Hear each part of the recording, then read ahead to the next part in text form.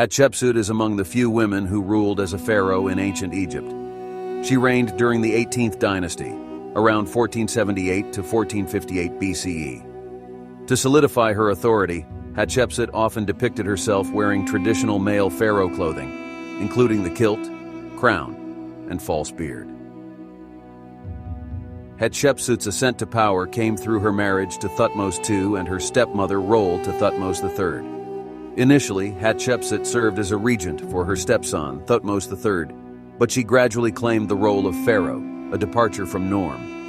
Known for ambitious building projects, Hatshepsut's mortuary temple at Deir el-Bahari remains an architectural masterpiece, featuring a unique terraced design. Hatshepsut's trade expeditions to the land of Punt brought back valuable resources and exotic treasures, enhancing Egypt's culture and wealth.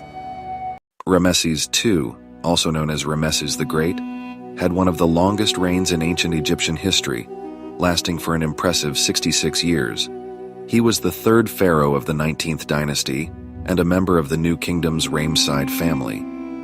Ramesses II's full throne name was User Matre Setepenre, which means, "Powerful is the justice of Ra, chosen of Ra."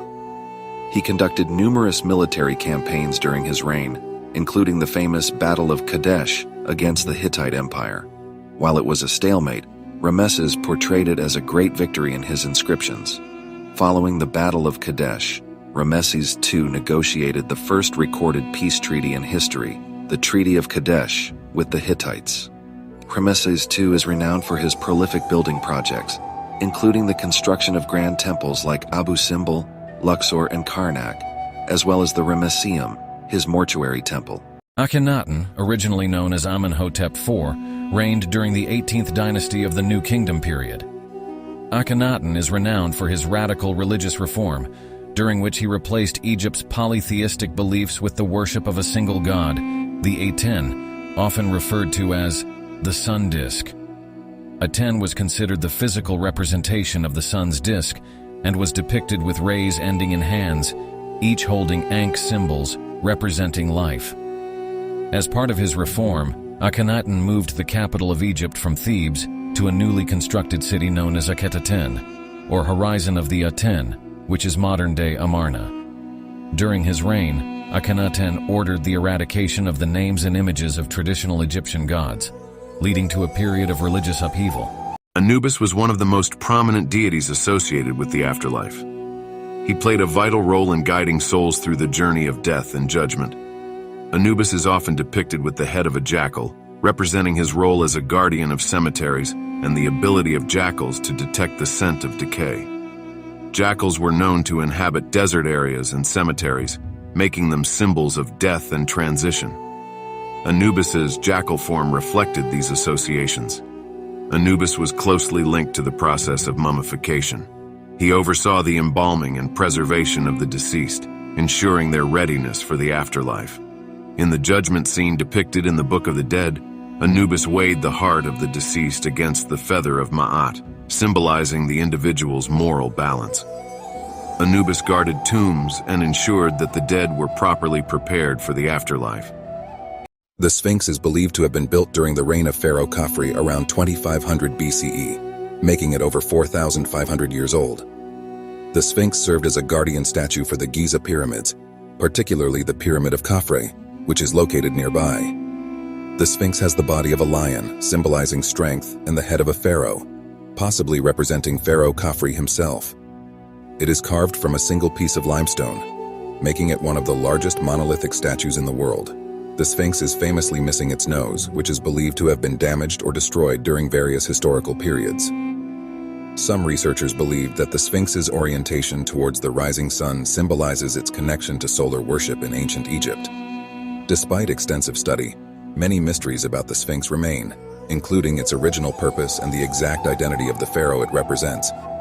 The Pharaoh's curse is a legendary belief that those who disturb the tombs of Egyptian pharaohs will be cursed and suffer misfortune or death. The legend gained significant attention with the discovery of King Tutankhamun's tomb by Howard Carter in 1922. Several individuals associated with the tomb's discovery, including Lord Carnarvon, the financial backer of the expedition, died under mysterious or unusual circumstances, fueling belief in the curse. Many scientists and archaeologists were skeptical of the curse, attributing the deaths to natural causes, infections, or pre-existing health conditions. Epidemiological studies have shown that the percentage of deaths among those present at the tomb's opening was not significantly higher than expected for a group of that size and age. Critics argue that media reports selectively highlighted deaths while ignoring the many others who were associated with the tomb's opening and remained unharmed. The Book of the Dead is a collection of spells, prayers, and instructions intended to guide the deceased through the afterlife. The term Book of the Dead was coined by modern scholars. In ancient Egypt, it had various names, including the Book of Emerging Forth into the Light and the Book of the Hidden Chamber. Each Book of the Dead was customized for the deceased individual, containing specific spells and illustrations chosen to aid them on their journey. The texts were often written on papyrus scrolls and placed within the tomb with the deceased. Some scrolls were elaborate, while others were simpler, depending on the person's social status. The spells and instructions in the book aim to help the deceased navigate through various challenges, including the judgment of their heart against the feather of Ma'at, symbolizing truth and justice. Cleopatra was the last pharaoh of ancient Egypt, ruling from 51 to 30 BCE. She was a member of the Ptolemaic dynasty, descended from one of Alexander the Great's generals. Despite her role as Egypt's queen, Cleopatra was of Greek descent, as were most Ptolemaic rulers. She was highly educated and spoke multiple languages. Cleopatra had a romantic relationship with Julius Caesar and bore his son Caesarion. After Caesar's assassination, Cleopatra formed an alliance with another Roman leader, Mark Antony. They had 3 children together. Their alliance led to conflict with Octavian, resulting in their defeat at the Battle of Actium in 31 BCE. After their defeat at Actium, Cleopatra and Mark Antony both committed suicide. Cleopatra's death, often depicted as a snakebite, occurred in 30 BCE. Following Cleopatra's death, Egypt was annexed by Rome, marking the end of the Ptolemaic dynasty and Egypt's status as an independent kingdom. Senet, dating to 3100 BCE in Egypt, is one of the world's oldest board games, lasting over 2,000 years. Senet is a 2-player game played on a grid of 30 squares. Players move their pieces based on the throw of sticks or dice, aiming to advance and remove their pieces from the board.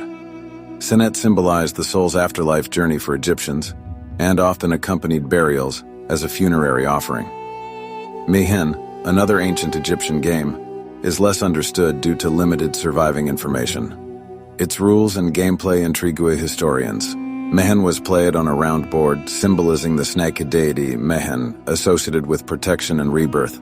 Senet's rules evolved, offering diverse gameplay from simple to strategic, explored through historical reconstructions. Both Senet and Mehen required distinctive gaming equipment. Senet featured a game board, pieces, and throw sticks or knuckle bones, while Mehen had sculpted lion-shaped pieces. Mummification was performed to preserve the body and ensure a safe journey to the afterlife, as the ancient Egyptians believed in an afterlife where the soul would need its body. Mummification involved several steps, including cleaning, removal of organs, drying, and wrapping. Organs like the brain, lungs, liver, and intestines were removed, preserved, and placed in canopic jars. The heart, believed to be the seat of emotions and intelligence, was left in place. The body was dried and preserved using a type of salt called natron, which helped remove moisture.